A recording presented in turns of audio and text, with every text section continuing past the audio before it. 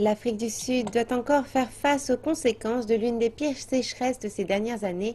La ville du Cap envisage maintenant de mettre en place de nouvelles restrictions sur l'eau.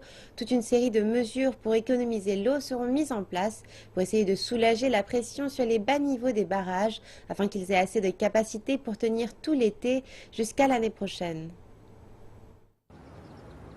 Habitants du Cap, prenez garde. Les jours où l'on pouvait gaspiller l'eau sont derrière vous. Tel est le message des officiels de la ville qui essaient de mettre en place la troisième étape des restrictions sur l'eau. Cette mesure intervient alors que la région se conforme à une directive nationale pour économiser 20% d'eau en plus afin que les robinets ne soient pas à sec lors des prochains mois d'été.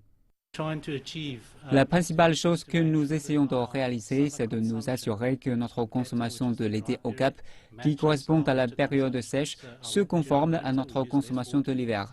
En hiver, nous utilisons moins d'eau et nous voudrions que nos consommateurs et nos habitants nous aident pour garantir que leur consommation d'eau en été correspond à celle de l'hiver. Les niveaux du barrage demeurent à leur plus bas historique, le phénomène météorologique El Niño ayant eu un impact sévère sur la majeure partie de la province du Cap occidental. Le secteur agricole sera aussi affecté. Il y aura certainement des pénuries d'eau pour les cultures estivales. Cependant, ce sont les habitants qui devraient ressentir le plus durement l'impact, avec de nouvelles mesures plus strictes qui doivent entrer en vigueur.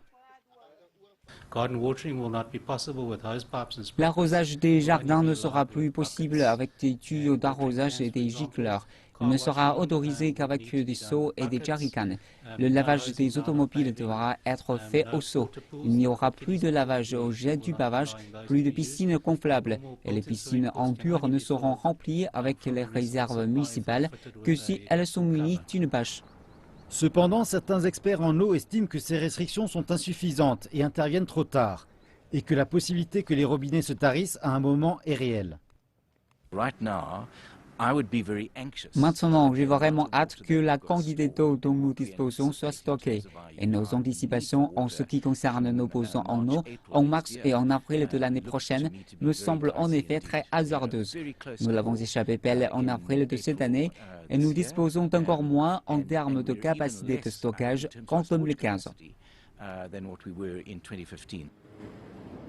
Il semble que chaque goutte d'eau de pluie comptera alors, afin que la ville-mère puisse mettre de côté assez d'eau pour durer pendant ce qui s'annonce être un long été sec. Le 1er novembre, le niveau 3 des restrictions entrera en vigueur et à en juger par la gravité avec laquelle la ville envisage ces nouvelles mesures, des jardins desséchés et disgracieux seront le dernier des soucis des gens.